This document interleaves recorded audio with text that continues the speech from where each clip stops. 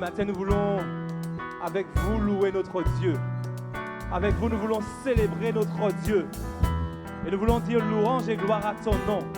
Alléluia. Alléluia. C'est ce que nous voulons vous inviter à chanter. On y va. Louange et gloire à ton nom. Alléluia. Alléluia. Seigneur Dieu de l'univers. Seigneur Dieu de l'univers. Alléluia. Alléluia. Encore une fois, nous disons louange. Louange et gloire à ton nom. Alléluia. Alléluia. Seigneur Dieu de l'univers. Seigneur Dieu de l'univers. Alléluia. Alléluia. Et nous disons ensemble gloire à Dieu. Gloire à Dieu. Gloire à Dieu. Au plus haut des cieux. Nous disons gloire à Dieu. Gloire à Dieu. Gloire à Dieu. Au plus haut des cieux. Venez, chantons notre Dieu. Chantons notre Dieu. Alléluia. Alléluia. C'est lui notre Créateur. C'est lui notre Créateur. Alléluia. Alléluia. Nous disons gloire à Dieu. Gloire à Dieu. Gloire à Dieu.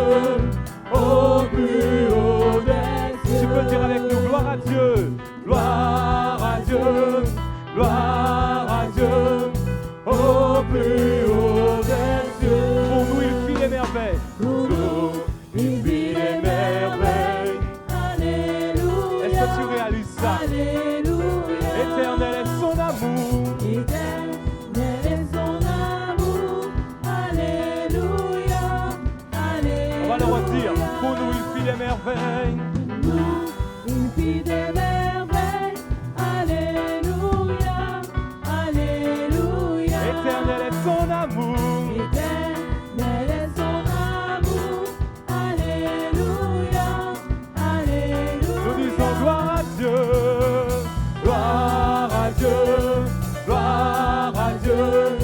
Au plus haut des cieux. Gloire à Dieu. Gloire à Dieu. Gloire à Dieu. Au plus haut des cieux. Et je veux chanter pour mon Dieu. Chantez pour mon Dieu. Alléluia. Pas seulement le dimanche, mais tous les jours de ma vie. Tous les jours de ma vie. Alléluia. Alléluia. On va le redire.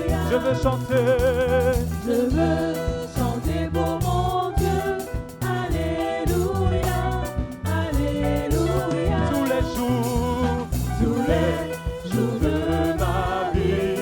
Alléluia. Alléluia. Nous disons gloire à Dieu. Gloire à Dieu. Gloire à Dieu. Au plus haut des cieux. Nous disons gloire à Dieu. Gloire à Dieu. Gloire à Dieu. Au plus haut des cieux. Une dernière fois, gloire à Dieu. Gloire à Dieu. Gloire à Dieu. Au plus haut des cieux. Oui, Seigneur, gloire à toi, Papa. Gloire à toi, Seigneur. Nous voulons continuer ce temps de louange en nous appuyant sur la parole de Dieu, où Dieu nous dit qu'il pourvoira à tous nos besoins. Bien sûr, si ce besoin correspond à la volonté de Dieu, mais ton Dieu t'a fait cette promesse et nous voulons le proclamer. Il n'y a rien dont j'ai besoin qu'il ne puisse me donner. Alors lève-toi, si tu le peux, et proclame cela avec nous. Il n'y a rien dont j'ai besoin.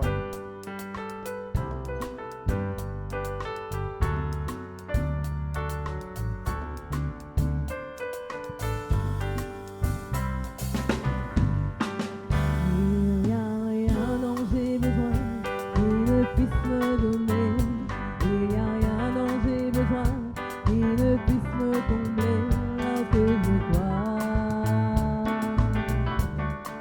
Lorsque je crois. On va le redire ensemble. Il n'y a rien dont j'ai besoin. Il n'y a rien dont j'ai besoin qu'il ne puisse me donner. Il n'y a rien dont j'ai besoin qu'il ne puisse me combler. Lorsque je crois, tu peux le dire aussi avec nous. Lorsque je crois, lorsque je crois, on va le redire. Il n'y a rien dont j'ai besoin, rien. Il n'y a rien dont j'ai besoin qui ne puisse me donner. Il n'y a rien dont j'ai besoin qui ne puisse me combler lorsque je crois. Tu n'as qu'à croire. Lorsque je crois, Lorsque je crois, alors je dis à la montagne, éloigne-toi. alors je dis à la montagne, éloigne-toi. Alors je dis à la Jette-toi montagne, dans la mer. jette-toi dans la mer. Alors je dis à la montagne, éloigne-toi.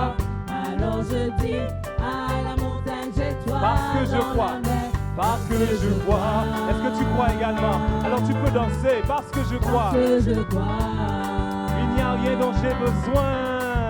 Il n'y a rien dont j'ai besoin qui ne puisse me donner. Il n'y a rien dont j'ai besoin qui ne puisse me combler lorsque je crois. Oui, Seigneur. C'est ta promesse, Seigneur. Lorsque je crois. Alors je dis à la montagne. Alors je dis. Alors je dis à la montagne, éloigne-toi. Alors je dis à la montagne, Oui, au nom de jette-toi Jésus. dans la Au mer. nom de Jésus. Alors je dis à la montagne, éloigne-toi. Alors je dis à la montagne, Encore une fois. jette-toi Alors je dans dis. la mer. Alors je dis à la montagne, éloigne-toi. Alors je dis à la montagne, jette-toi dans. Alors je dis à la montagne, éloigne-toi. Alors je dis à la montagne, une dernière fois. Alors je dis à la montagne, éloigne-toi. Alors je dis à la montagne, jette-toi Parce que je crois. dans la mer. Parce que je crois, oh oui, je crois, parce que je crois, parce que je crois, parce que je crois, parce que je crois, parce que je crois, oh oui, je crois, Seigneur, parce que je crois, une dernière fois, parce que je crois, oh oui, Seigneur, parce que je crois. Parce que je crois.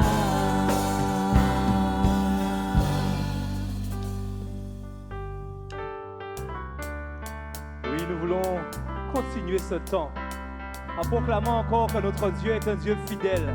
Parce que ceux qui se confient en l'Éternel, ils sont comme la montagne de Sion. Elle ne chancelle point, elle est affermie pour toujours. C'est ce que nous voulons chanter. Tu as compris, hein? Si tu veux continuer à danser, tu peux danser. Nous louons Dieu. Ceux qui se confient en l'Éternel sont comme la montagne de Sion. Elle ne chancelle point. Elle ne chancelle point.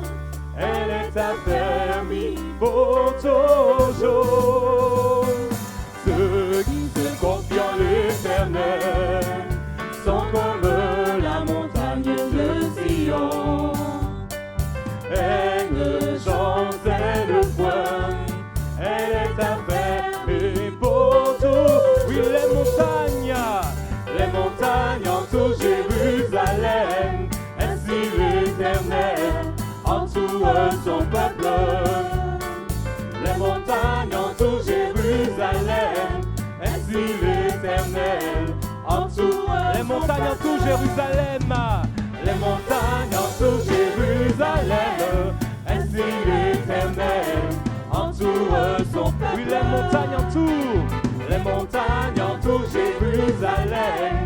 Ainsi l'Éternel entoure. Ceux qui se confient en l'Éternel.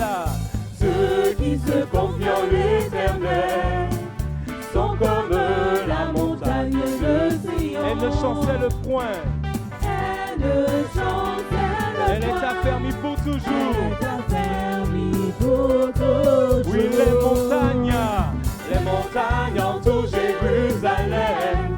Ainsi l'Éternel entoure son peuple. Oui, les montagnes entourent Jérusalem. Les montagnes entourent Jérusalem. Ainsi l'Éternel. Les montagnes entourent Jérusalem. Les montagnes entourent Jérusalem. Ainsi l'Éternel entoure. Oui, les montagnes entourent Jérusalem. Les montagnes entourent Jérusalem. Ainsi l'Éternel le dire une dernière fois. Les montagnes entourent Jérusalem. Les montagnes entourent Jérusalem. Ainsi l'Éternel entoure son peuple. Les montagnes entourent Jérusalem. Ainsi l'Éternel Merci Seigneur. entoure son peuple. Merci Seigneur. Merci Seigneur pour ces merveilleuses promesses de protection. Amen. Nous voulons célébrer encore notre Dieu et proclamer encore combien notre Dieu est puissant. C'est ce que nous voulons déclarer, pas nous seuls, mais avec vous, là où vous êtes.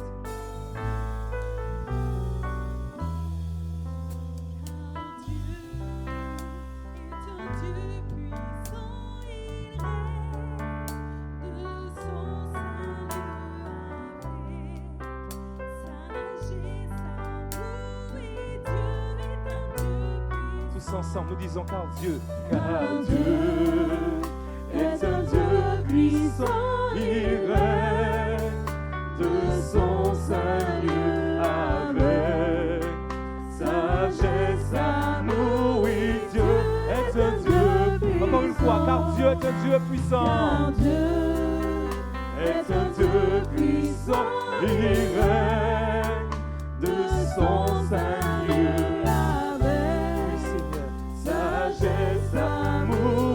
Dieu est un Dieu puissant. Oui, Dieu est un Dieu puissant. Oui, Dieu est un Dieu puissant. Oui, Dieu est un Dieu puissant. Car Dieu est un Dieu puissant. Il règne. Oui, Seigneur, tu règnes. Tu règnes avec sagesse, Seigneur. Tu règnes avec amour, Seigneur. Nous voulons le redire, car Dieu. Puissant, il est de son Saint-Lieu. Avec sagesse, amour, Dieu. Et nous vais dire en créole, bon Dieu en moi tout puissant, il met en ciel et terre. L'amour, force et puis sagesse. Bon Dieu en moi tout puissant. Allons-y encore, bon Dieu en moi tout puissant. Il met en ciel et terre. L'amour, force et puis sagesse.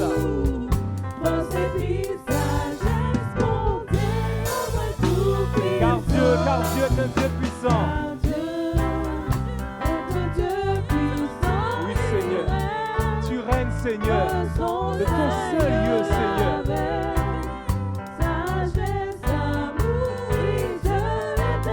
La musique seule. Tu peux adorer ton Dieu là où tu es. Tu peux célébrer ton Dieu là où tu es. Réalise que ton Dieu est puissant. Réalise la puissance de ton Dieu. Et loue-le, célèbre-le. Là où tu es. Jésus. Oh Père. Tu peux célébrer ton roi.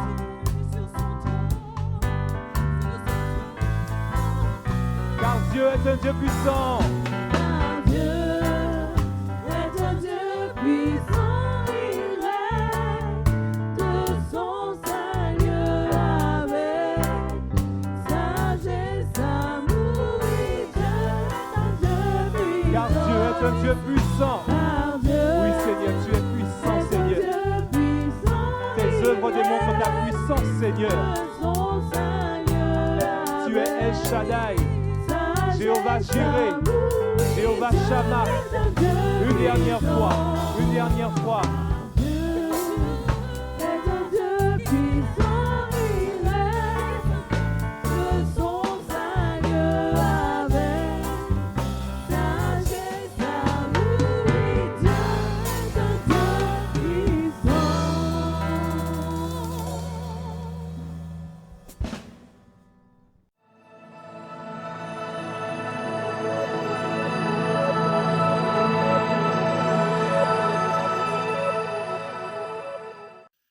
Bonjour frères et sœurs, c'est avec une grande joie que ce matin je me trouve au milieu de vous et heureux de vous revoir pour célébrer le Seigneur dans cette matinée et recevoir sa parole, son message. J'étais parmi vous il y a 3 ans, avant le Covid, qui a été un temps, c'est vrai, d'épreuve, mais aujourd'hui, avec liberté, je suis avec vous. Donc, j'ai été pasteur ici, en Guadeloupe. Je suis arrivé en 99 à Sainte-Anne. Nous sommes restés 4 ans pour annoncer la bonne parole. Et puis 3 ans sur Trois-Rivières. Le temps passe vite. De 99 à aujourd'hui, ça fait quand même beaucoup d'années. Quand je suis arrivé, j'étais jeune et j'ai pris un peu d'âge. Mais je crois qu'il n'y a pas que moi qui ai pris un peu d'âge. Aujourd'hui, non seulement je suis père, mais grand-père. Et je viens d'être depuis 6 mois arrière-grand-père. Alors je suis comblé. Ça montre que le Seigneur est fidèle et véritable dans notre famille, dans tous les domaines. Et c'est une grande joie, comme je l'ai dit, de se retrouver dans la communion fraternelle. Donc ce matin, je voudrais vous apporter le message de la parole de Dieu, ce que le Seigneur a mis sur mon cœur. C'est peut-être un message délicat, mais important. Peut-être un sujet difficile, mais nous avons besoin de bien comprendre la parole de Dieu, parce qu'au travers même, et mon thème, c'est la souffrance, c'est l'épreuve, c'est les difficultés, mais nous avons besoin d'être encouragés dans toute situation. Le Seigneur nous a avertis que nous aurions des tribulations dans ce monde, et même en Guadeloupe, il y a des tribulations, il y a des épreuves, la maladie, le deuil, et que sais-je. Nous n'échappons pas à cela, mais nous allons voir un exemple ce matin dans la parole de Dieu, un personnage qui a existé il y a bien longtemps, et ce personnage s'appelle Job. Alors je vous propose de lire avec moi dans l'épître de Jacques au chapitre 5 et verset 10. Prenez, mes frères, pour modèle de souffrance et de patience les prophètes qui ont parlé au nom du Seigneur. Voici, nous disons bienheureux ceux qui ont souffert patiemment. Vous avez entendu parler de la patience de Job. Vous avez vu la fin que le Seigneur lui accorda, car le Seigneur est plein de miséricorde et de compassion. Amen. Oui, le personnage dont Jacques parle, c'est Job. Job est un personnage qui a connu une épreuve terrible, et comme nous allons le voir. Mais ce qu'il faut retenir, déjà, Jacques dit, il faut voir la fin des choses. Ce n'est pas le commencement, le milieu, mais la fin que le Seigneur lui accorda. Et comment le Seigneur l'a relevé, l'a restauré, l'a rétabli, lui a accordé sa grâce, parce qu'il est plein de miséricorde et de compassion. Et celui qui a relevé Job, eh bien, est aussi notre Dieu. Il est notre Seigneur et il est plein de miséricorde et de compassion. Donc nous allons voir ce matin dans le livre de Job, nous allons retourner dans le livre de Job pour bien comprendre ce qui lui est arrivé. Ce passage nous dit que Job, eh bien, a été éprouvé durement, mais il a manifesté de l'endurance, il a manifesté de la patience, de la constance. Le mot qui est employé pour patience signifie justement persévérance, ténacité. Et comme nous allons le voir, il demeura ferme. Comme on dit ici, si je ne me trompe pas et si j'ai bien gardé en mémoire, on dit « Kimbéred, pas molli et pas lagué ». Et cela est vrai pour moi, c'est vrai pour vous, c'est pour chacun, bien sûr. Donc il demeura ferme malgré l'épreuve. Je sais qu'en venant ici, je suis parti donc de Paris et je suis content d'être arrivé à l'aéroport, mais il y a eu des zones de turbulence.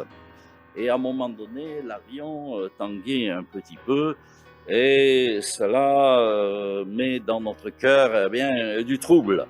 Mais ce qui est important, c'est que même si nous passons par des zones de turbulence, le Seigneur était avec nous parce que l'avion est bien arrivé et je suis content d'être là, n'est-ce pas? Oui, la vie, même chrétienne, n'est pas un long fleuve tranquille. C'est un moment à passer où il y a de l'adversité, il y a des turbulences. Mais le Seigneur est plein, comme nous l'avons dit, de miséricorde, de bonté et de grâce. Ce qui compte, c'est d'atteindre le but. Oui, Job demeura ferme et il est un exemple pour nous ce matin, un encouragement pour chacun d'entre nous. La Bible l'associe dans le livre d'Ézéchiel, n'est-ce pas, à deux hommes de Dieu remarquables, Noé, Daniel et Job. Noé qui a été sauvé du déluge. Daniel qui a été sauvé de la fosse aux lions. Et nous savons combien son épreuve a été grande. Et Job qui a été sauvé de l'adversité, des griffes de l'ennemi. Il a été sauvé de la mort qui était là devant lui. Le Seigneur l'a restauré et c'est là la grâce de notre Dieu. Ce livre de Job est certainement un des plus anciens, au temps des patriarches.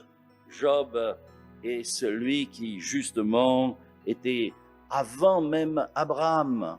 Et c'est un livre poétique qui nous parle de la souffrance qu'a connue cet homme-là. Il y a une question qui est posée pour nous dans un psaume, le psaume 34, verset 20, qui dit ceci: « Pourquoi le juste souffre-t-il ? Pourquoi le chrétien devrait souffrir? Pourquoi nous qui croyons dans le Seigneur et qui marchons avec lui, qui gardons sa parole et ses commandements, nous aussi nous subirions des épreuves et des difficultés comme l'a eu Job. Pourquoi le juste souffre-t-il? Et le psaume 34 dit en effet, le malheur atteint souvent le juste, mais l'Éternel l'en délivre, le sauve et le met au large. Et c'est ce que nous allons voir au travers de cette parole qui est là pour nous fortifier, en effet, afin que nous, nous puissions traverser en vainqueur et voir une fin glorieuse et merveilleuse avec lui. Le Seigneur ne nous abandonne pas. C'est ce que nous devons comprendre. Cela doit marquer notre cœur et nous devons garder la foi dans notre cœur.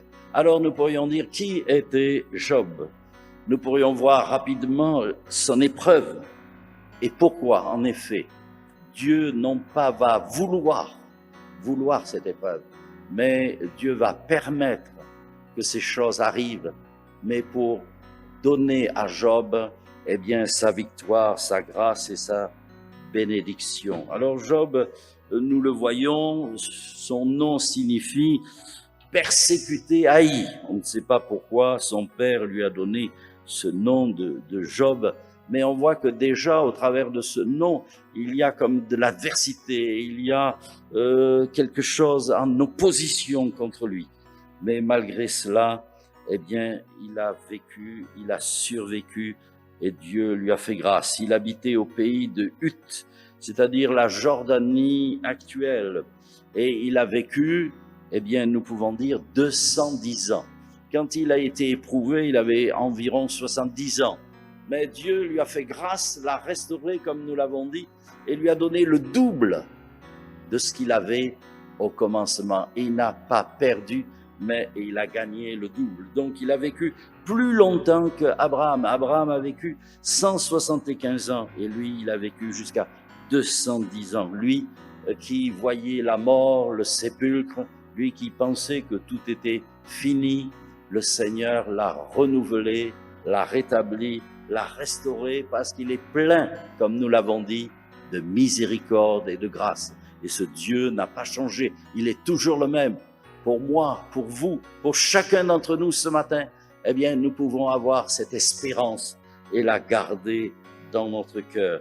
Il est dit aussi dans le début de son livre qu'il était très riche.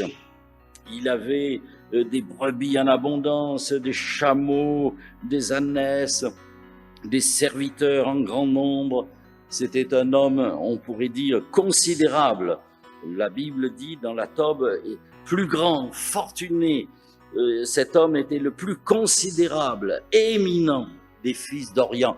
Allez, je dirais aujourd'hui, c'était comme un émir, n'est-ce pas, avec une grande propriété, avec beaucoup de biens en abondance.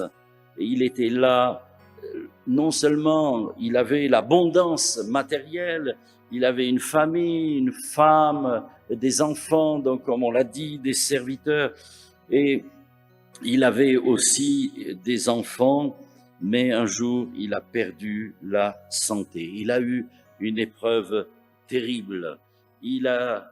Nous pouvons voir dans cette épreuve qu'elle a été soudaine. Elle est venue à l'improviste alors que tout allait, disons, bien et pour le meilleur dans sa vie. Il était là, heureux, entouré des siens. Et puis d'un coup, alors qu'il ne s'y attend pas, l'épreuve est venue. Il a subi une attaque de l'adversaire de nos âmes, Satan, qui est très présent au début du livre de Job. Dans les 2 premiers chapitres, il est cité plus de 14 fois. Mais après, il disparaît parce qu'il va mordre la poussière. Il ne va pas réussir, de combattre contre... Il combattra contre Job. Il combattra contre Job pour essayer de l'écraser, de lui faire perdre courage, mais il demeura ferme comme nous l'avons vu. Donc cette épreuve, elle est soudaine, elle est dure, elle atteint tous les caractères de sa vie, tous les points de sa vie. Elle a été, comme on dit, violente, puisque l'Écriture nous dit qu'il a été frappé d'une cruelle maladie. Et en peu de temps, il va perdre tous ses biens, n'est-ce pas, ses serviteurs, ses messagers, il va perdre tout cela. Il dira lui-même qu'il est assailli d'une succession de calamités. Le feu du ciel est tombé sur ses brebis, ses serviteurs. Les Chaldéens sont venus, les ennemis sont venus, ont volé ses chameaux, ses serviteurs sont morts. Tout cela parce que la Bible nous dit que Satan s'est présenté devant Dieu en lui disant « Mais si Job te sert, ce serviteur dont tu es fier, c'est peut-être par intérêt. Il y a quelque chose, c'est parce que tu l'as béni, alors tu enlèves tout cela et tu vas voir, il va te maudire en face. » Et Dieu a accepté de relever ce défi et va prouver à Satan qu'il a eu tort de penser ainsi. Donc Job va être frappé de cette manière-là. Et il semble qu'en effet, malgré qu'il perde ses biens, ses serviteurs, Job demeure ferme et intègre. Et Dieu le dira à Satan, il dira, mais mon serviteur Job, il demeure intègre et droit. Il y a vraiment chez Job, une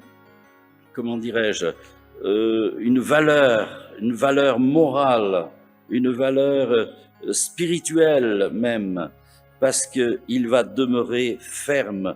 Il craint Dieu et se détourne du mal. Une traduction, la Tob dira, s'écartant du mal. Donc il a une bonne conscience. Dieu peut rendre de lui mon serviteur Job. Et malgré cela, ça n'en a pas empêché l'épreuve et qu'il soit frappé et qu'il soit brisé et mis comme à terre. Mais il demeura toujours ferme. Alors Satan est venu et revenu à l'attaque et il va s'en prendre, n'est-ce pas, à ses enfants. Il avait des fils et des filles. Il avait 7 fils et 3 filles. Et des serviteurs sont venus et ils ont dit, tes fils et tes filles, un grand vent est venu comme un cyclone et a écrasé la maison. Et peut-être Job a dit, mais ils étaient 10, combien il y a de survivants? Et on va lui dire, il n'y a pas de survivants. Tous tes enfants sont morts. Et on voit Job se prosterner devant Dieu, peut-être dans la douleur, mais il ne maudit pas Dieu, il ne se révolte pas contre Dieu, il ne comprend pas ce qui se passe. J'ai eu, quand j'étais en métropole, sur la ville de Narbonne, une famille qui était allée fêter, ou souhaiter plutôt la bonne année à sa famille à Carcassonne. Et sur la route, c'était un soir, il y a des platanes le long de la route et la voiture s'est encastrée dans un des platanes.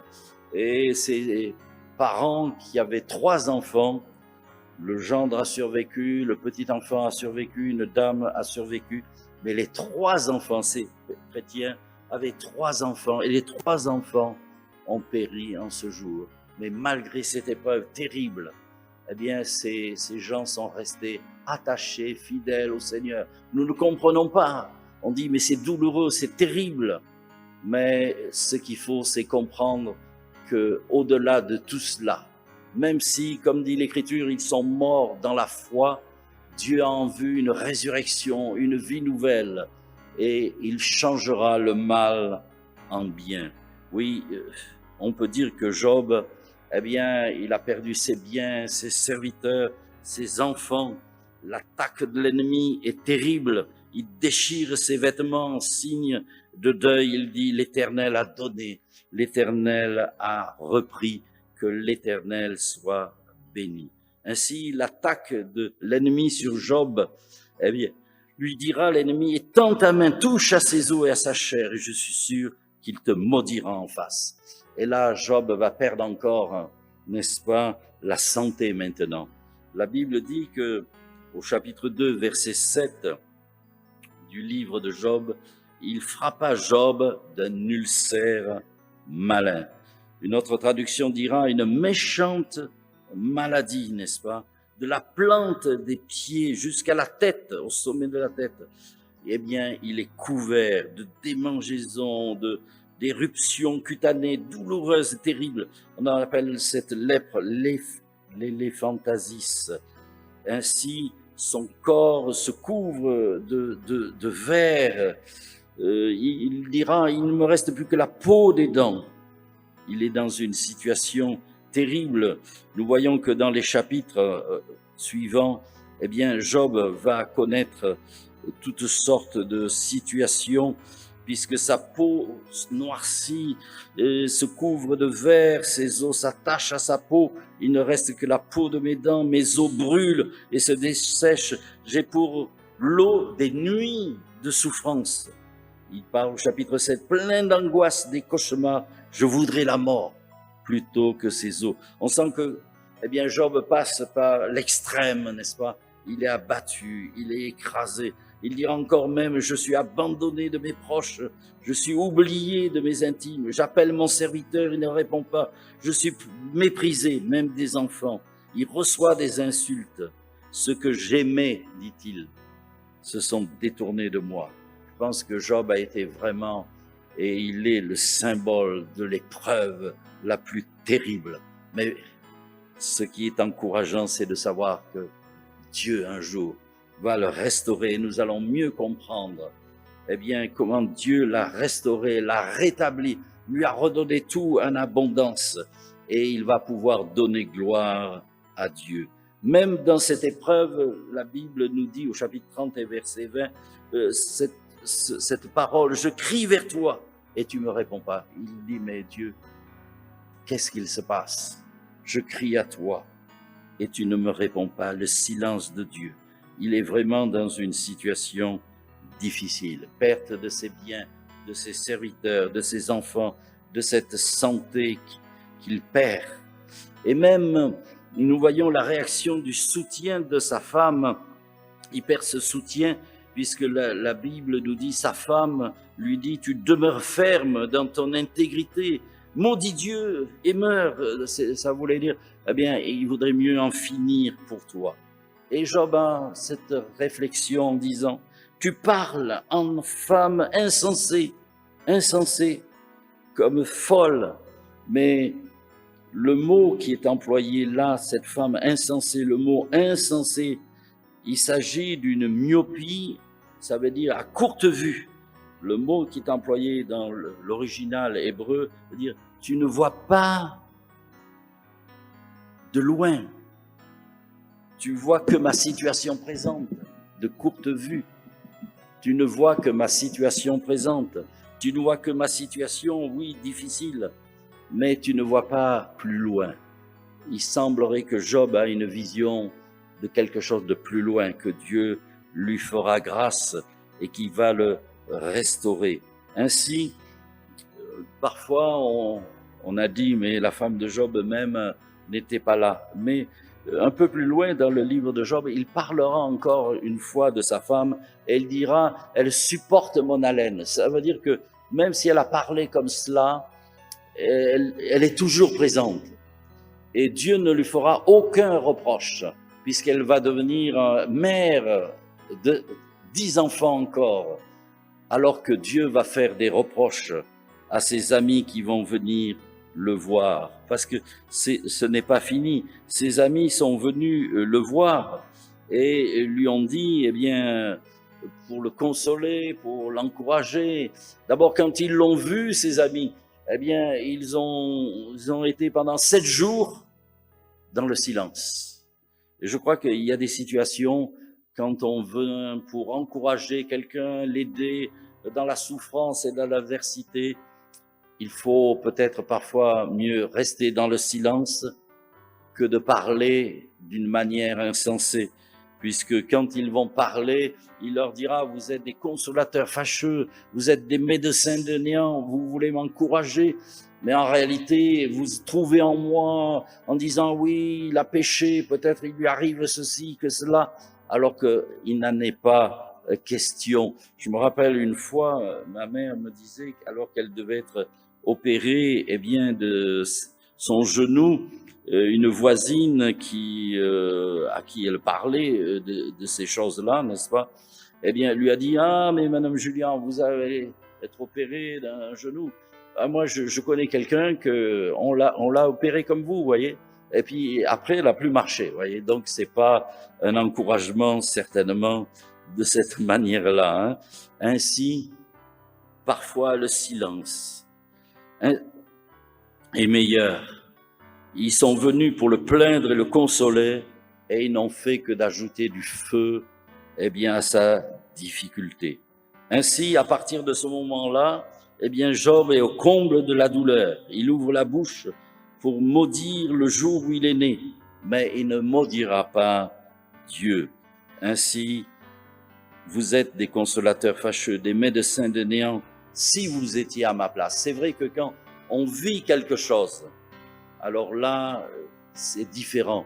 Ils viennent avec leur théorie, leur philosophie, leur explication, mais ils n'amènent à rien.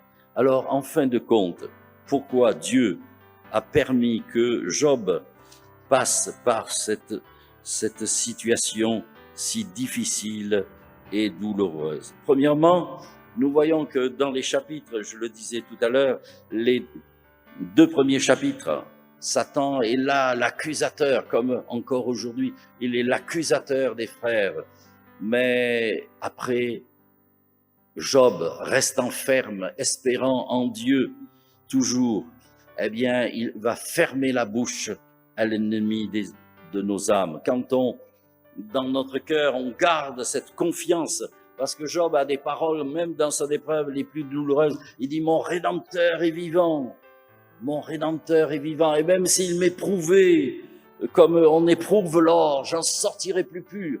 Donc il y a au fond de son cœur une espérance. Ainsi, eh bien, il ne faut pas craindre ce que nous pouvons connaître. Dieu a le pouvoir de changer le mal en bien.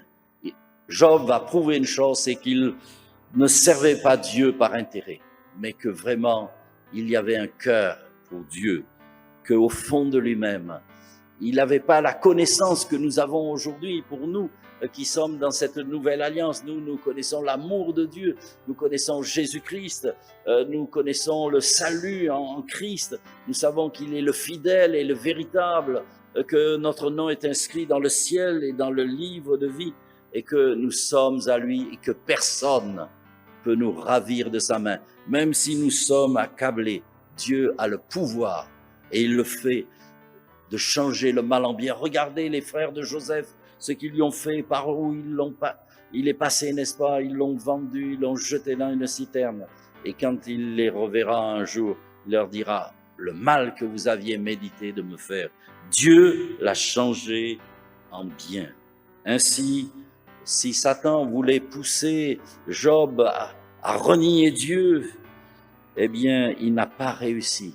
Et la bouche de Satan sera fermée. La deuxième raison que nous pourrions trouver ce matin, c'est que Job, au travers de cette épreuve douloureuse, eh bien, va comme voir Dieu. Il dira lui-même, et je vais le prendre dans le texte du chapitre 42 de Job, il dira ceci. « Mon oreille avait entendu parler de toi, mais maintenant, mon œil t'a vu. » Il avait entendu parler de Dieu, il avait reçu des instructions, comme beaucoup ont reçu peut-être une instruction, mais maintenant, il va voir Dieu. Et dans l'épreuve, eh bien, nous pouvons voir Dieu se révéler à nous, se manifester. Nous avons besoin de voir le soutien de Dieu. Nous avons besoin d'avoir cette vision plus glorieuse du Seigneur. Mon œil t'a vu. Voir le Seigneur, voir pour nous Jésus-Christ, non pas couronné d'épines, mais plus que cela, couronné d'honneur et de gloire. Nous avons besoin de voir le vainqueur. Nous avons besoin de voir celui qui a écrasé l'ennemi, qui a expié nos péchés, qui a vaincu la mort, qui est ressuscité, qui est vivant et qui va bientôt revenir. Ainsi, au travers de cette épreuve, il va avoir une nouvelle vision de Dieu. Et quand nous avons une vision du Seigneur, comme il est écrit, nous avons aussi une vision de nous-mêmes. Puisqu'il dira, c'est pourquoi je me condamne et je me repens sur la poussière et la cendre. Vous me direz, mais il se repent, il se condamne, il demande ainsi la grâce du Seigneur. Eh bien, il va l'obtenir. Vous me direz, mais comment est-il arrivé à cette situation? Eh bien, Dieu va sortir du silence. Au chapitre 40, il est dit, l'Éternel répondit à Job du milieu de la tempête. Et il va lui parler. Moi, je trouve cela curieux parce que chapitre 40, chapitre 39, Dieu va lui faire un cours de zoologie. C'est étonnant cela. Il va lui parler à lui qui est dans la souffrance et qui est malade, n'est-ce pas, qui est là dans les larmes et la douleur. Eh bien, il va lui parler du corbeau. Tout ce que je vous lis, c'est au chapitre 39, versets 3 à 4, tout le chapitre. Il va lui parler des chèvres sauvages, des biches, de l'âne sauvage, du buffle. Il va lui parler de la sauterelle, de l'épervier, de l'aigle. Vous me direz, mais quand vous êtes dans cet état, on vient vous faire un cours de zoologie en disant, regarde les animaux. Je crois que ça c'est être un peu consolateur, fâcheux, n'est-ce pas? Ça vous apporte rien. Mais regardez un peu, Dieu va aller plus loin encore. Il va lui parler de l'hippopotame. Un peu plus loin, le dernier animal qu'il va citer, c'est le crocodile. Il va lui parler du crocodile. Voici, vous veniez un jour, vous êtes dans la difficulté, la maladie, le deuil, la souffrance. Vous me téléphonez, le pasteur, et moi, si je vous disais, est-ce que tu as vu l'aigle? Est-ce que tu as vu le crocodile? Est-ce que tu as vu l'hippopotame? Vous diriez, pasteur, je suis dans la souffrance, j'ai pas besoin qu'on me parle de zoologie. Mais il y a un message que Dieu veut faire passer à Job.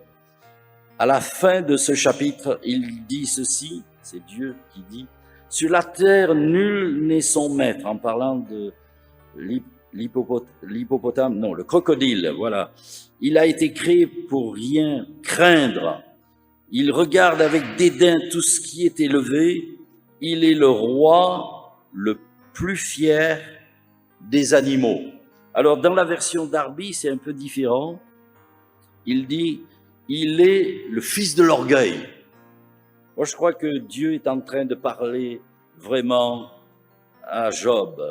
Il est en train, d'une manière indirecte, à lui dire, mais tu sais, ton problème, c'est pas que tu as péché ou que tu as ceci ou cela comme faisaient les amis de Job, mais chez toi, il y a un problème. Il y a de l'orgueil. Il y a un moi élevé. Parce que Job, quand il était en bonne santé, eh bien, il disait, moi, Job, quand je parlais, tout le monde m'écoutait. Moi, Job, quand je faisais ceci, il était là, rempli de lui-même. Et dans la version Darby, qui est intéressante, il est dit, j'ai horreur de moi et je me repens. J'ai horreur du moi. Et nous aussi, peut-être, nous avons besoin d'avoir horreur du moi. Peut-être le problème, des fois, dans notre vie, eh bien, ce n'est pas que nous avons commis des fautes, mais il y a encore ce moi que Jésus a pris à la croix et l'a crucifié, afin que nous vivions plus de la vieille nature, de ce moi prétentieux, orgueilleux, qui va à l'encontre de la personne du Seigneur. Ainsi, l'apôtre Paul avait de bonnes paroles quand il dit, eh bien, je suis crucifié avec Christ. Ce n'est plus le moi qui vit, mais c'est Christ qui vit en moi. Et c'est ce dont nous avons besoin. Et peut-être que Job a appris cette leçon, puisqu'il se repent. Il dit, j'ai horreur de moi. Et nous aussi, nous avons horreur de ce moi prétentieux, orgueilleux.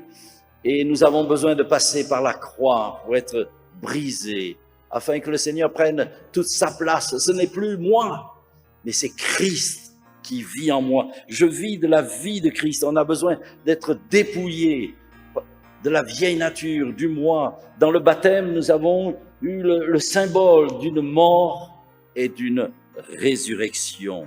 Ainsi, Dieu a permis que Job passe par là, afin que non seulement, eh bien, il ait une vision de Dieu plus grande, plus glorieuse, mais une vision de lui-même, afin d'arriver à cet état, cette exaltation de soi. Il avait besoin d'humiliation afin d'être restauré. Comme je l'ai dit tout à l'heure, purifié comme l'or, j'en sortirai du creuset. Ainsi, comme on taille, eh bien, la vigne, on émonde. Le Seigneur a besoin de nous émonder, de nous tailler, afin que, justement, Christ soit vu en nous. La nouvelle nature, à l'exemple du Seigneur. Et puis, Job va prier pour ses amis qui l'ont mal jugé. Il va leur pardonner, en somme. Et c'est quand Job va prier pour ses amis, selon l'ordre de Dieu, eh bien, que le Seigneur va le restaurer. L'Éternel rétablit Job dans son premier état, quand Job eut prié pour ses amis. Et l'Éternel lui accorda le double. Donc, c'est la grâce, le pardon, et c'est le chemin que le Seigneur nous donne de prendre. Job n'a pas condamné ces gens-là, mais il a prié pour eux en disant, Seigneur, fais-leur grâce. Ainsi, Dieu fait grâce, mais nous aussi, on a besoin, eh bien, d'apprendre à pardonner. Jésus a dit, Père, pardonne-leur. Ils ne savent pas ce qu'ils font. Et nous devons pardonner de tout notre cœur. Et enfin, quand Job va prier pour eux, ceux qui l'ont jugé, critiqué, qui ont parlé avec mauvaise intention à son égard, eh bien, il ne va pas rendre le mal pour le mal, mais il va faire grâce, comme Jésus a prié pour ses bourreaux. Et pour terminer, eh bien, je crois que toute cette leçon nous démontre une chose, eh bien, c'est que Dieu forme toujours pour l'homme, même celui qui passera par le creuset le plus terrible, comme tous ces malheurs de Job. Dieu a toujours pour l'homme un dessein bienveillant. Et je voudrais laisser sur votre cœur Romains 8, 28. Nous savons du reste que toute chose concourt au bien de ceux qui aiment Dieu. Je crois qu'il y a deux choses essentielles dans notre vie, c'est d'aimer le Seigneur. Et quand on aime le Seigneur, c'est là qu'il a le pouvoir de changer le mal en bien, de nous restaurer et de nous faire du bien. Ainsi, l'amour est plus fort que la haine, l'adversité. Et une autre chose, c'est la foi et la confiance que nous devons avoir. Qui est vainqueur sinon celui qui croit dans le Seigneur, qui a fait des promesses, qui nous a donné sa parole, qui nous a donné son Fils, afin que nous ayons une vie véritable, une vie abondante, parce que nous avons les promesses de la vie présente et de la vie future. Pour sortir vainqueurs de l'épreuve, aimons le Seigneur et gardons la foi. Bon courage, que Dieu vous bénisse. Nous allons prier le Seigneur tout simplement et lui demander la force de cet amour qui brûle dans notre cœur, de demeurer, et la foi pour résister dans le mauvais jour, de tenir ferme pour tout surmonter. Que le nom du Seigneur soit béni, que sa grâce soit sur chacun d'entre nous, car il est le Dieu de la restauration et de la bénédiction. Amen. Seigneur, notre Dieu et notre bon Père Céleste, c'est avec grâce que nous nous approchons de toi, du trône de la grâce, parce que ta grâce, elle est encore agissante. Elle agit dans la vie de Job, tu l'as relevé, tu l'as restauré, tu l'as rétabli, tu l'as béni. Il a eu plus de bénédictions à la fin de sa vie. Et il est pour nous un exemple, un modèle. Nous ne voulons pas perdre courage face à l'adversité, face aux difficultés, aux épreuves, aux tribulations, aux persécutions. Mais nous regardons à toi ce matin, Seigneur, afin que ta bonne main soit sur chacun d'entre nous. Que tu visites chacun de ces cœurs qui sont là, Seigneur, présents dans ce lieu, et que tu apportes un rafraîchissement, un renouveau, une nouvelle vigueur, Seigneur, afin qu'ils puissent continuer la route, que personne n'abandonne, que personne ne s'arrête, mais que chacun puisse trouver courage en regardant à Jésus-Christ, le Seigneur de gloire. Tu as dit que lorsque vous verrez ces choses dans ce monde s'accomplir, ne baissez pas la tête, mais levez votre tête, car votre délivrance est proche. Et nous croyons que, Seigneur, tu reviens bientôt pour prendre ton peuple, tes enfants, et chacun d'entre nous, pour les prendre dans ta présence, où nous serons pour toujours. Alors d'avance, nous te disons merci, Seigneur. Gloire à ton nom pour ce que tu as fait dans nos vies, et merci pour ce que tu vas faire encore, parce que tu es le Dieu de la bénédiction. Tu te plais à bénir, et tu bénis ton peuple, et tu nous gardes fidèles et persévérants jusqu'au bout, dans le nom de Jésus-Christ. Amen. Nous voulons célébrer encore notre Dieu et proclamer encore combien notre Dieu est puissant. C'est ce que nous voulons déclarer, pas nous seuls, mais avec vous, là où vous êtes.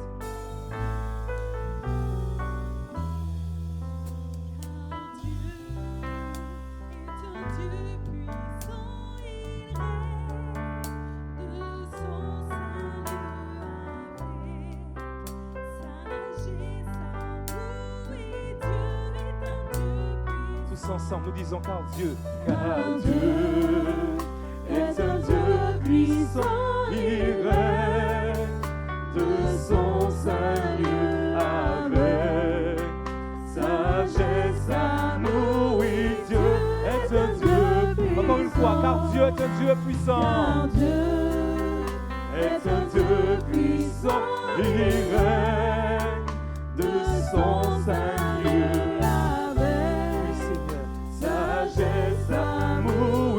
Dieu est un Dieu puissant. Oui, Dieu est un Dieu puissant. Oui, Dieu est un Dieu puissant. Oui, Dieu est un Dieu puissant. Car Dieu est un Dieu puissant. Il règne. Oui, Seigneur, tu règnes. Tu règnes avec sagesse, Seigneur. Tu règnes avec amour, Seigneur. Nous voulons le redire, car Dieu puissant, il règne de son Saint-Lieu. Avec sagesse, amour, Dieu. Et nous vais dire en créole, bon Dieu à moi tout puissant, il met en ciel et terre. L'amour, force et puis sagesse. Bon Dieu à moi tout puissant. Allons dit encore, bon Dieu en moi tout puissant. Il met en ciel et terre. L'amour, force et puis sagesse.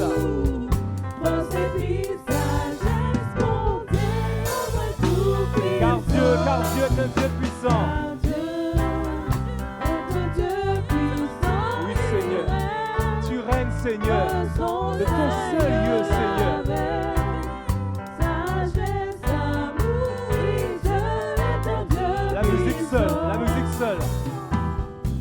adorer ton Dieu là où tu es. Tu peux célébrer ton Dieu là où tu es. Réalise que ton Dieu est puissant. Réalise la puissance de ton Dieu. Et loue-le, célèbre-le. Là où tu es. Jésus. Oh Père. Tu peux célébrer ton roi.